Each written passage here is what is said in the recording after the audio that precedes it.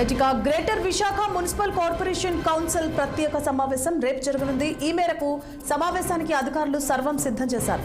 Mayor Golagani Hari Venkata కుమారిపై కూటమి కార్పొరేటర్లు అవిశ్వాస తీర్మానం నోటీస్ మేరకు సమావేశాన్ని స్పెషల్ గా నిర్వహిస్తున్నారు. అవిశ్వాస నెగ్గేలా కూటమి కార్పొరేటర్లు వ్యూహాత్మకంగా వ్యవహరిస్తున్నారు. ఈ సాయంత్రం మలేషియా నుంచి విశాఖకు కూటమి కార్పొరేటర్లు రానున్నారు. ఇప్పటికే 58 మంది కార్పొరేటర్లకు విప్ జారీ చేసిన వైసీపీ అవిశ్వాస తీర్మానానికి మద్దతు ఇవ్వవద్దని విప్ జారీ చేసింది. ప్రత్యేక సమావేశానికి హాజరు కాకూడదని వైసీపీ నిర్ణయం తీసుకుంది.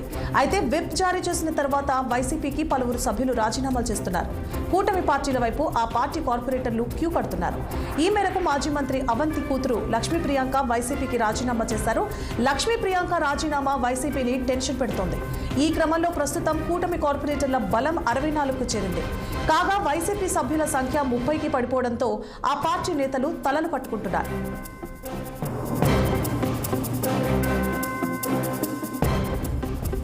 ఇదే అంశానికి సంబంధించి మరింత సమాచారాన్ని విశాఖ నుంచి మా ప్రతినిధి కన్నబాబు ఫోన్ లైన్ లో అందిస్తారు. కన్నబాబు, చెప్పండి, ప్రస్తుతం అక్కడ వాతావరణం ఎలా కొనసాగుతోంది?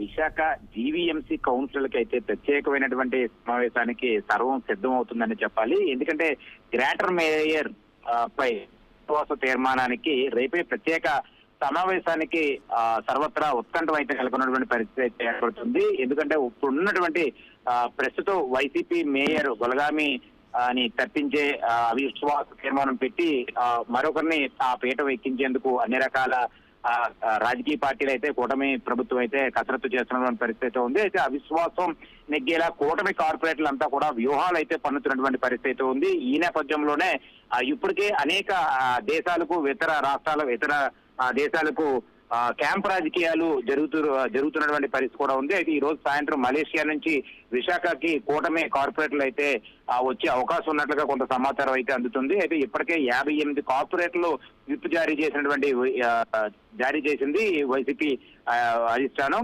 అయితే అవిశ్వాస తీర్మానానికి మద్దతుగా ఇవ్వొద్దని చెప్పేసి అయితే వైసీపీ విప్ అయితే జారీ చేసినటువంటి పరిస్థితి అయితే కనబడుతున్నప్పటికీ ప్రత్యేక సమావేశానికి హాజరకపోవద్దని కూడా వైసీపీ నిర్ణయం తీసుకున్నట్లుగా కొంత సమాచారం అయితే అందుతున్నటువంటి పరిస్థితి అయితే ఉంది. అయితే విప్ జారీ తర్వాత వైసీపీకి రాజీనామాల ఉండే అవకాశం ఉన్నట్లుగా ఇప్పటికే కొంత స్థానికంగా లోకలోకలు అయితే వినబడుతున్నటువంటి పరిస్థితి అయితే ఉంది. అయితే మాజీ మంత్రి అవంతి కూతురు ఎవరైతే ఉన్నారో లక్ష్మీ ప్రియాంక వైసీపీకి రాజీనామా చేసే అవకాశం ఉన్నట్లుగా కూడా మనకు తెలుస్తున్నటువంటి పరిస్థితి అయితే ఉంది. కౌన్సిలింగ్ లో వైసీపీ చీఫ్ విప్ గా వ్యవహరించాల్సినటువంటి లక్ష్మీ ప్రియాంక ఒకసారి రాజీనామా వైపు ఎటు తోవ తీస్తుందనే విషయంపై అయితే కొంత క్లారిటీ రావాల్సిన అవసరం ఎంతైనా ఉంది. అయితే లక్ష్మీ ప్రియాంక రాజీనామాతో వైసీపీకి పట్టుకున్నటువంటి భయం అయితే కొంత ఉత్కంఠమైనటువంటి వాతావరణం నెలకొనే అవకాశం.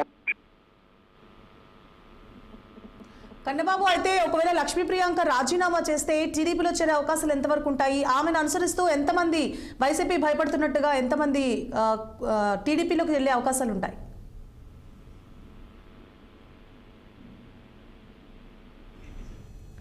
Right, thank you for the updates Kannababu.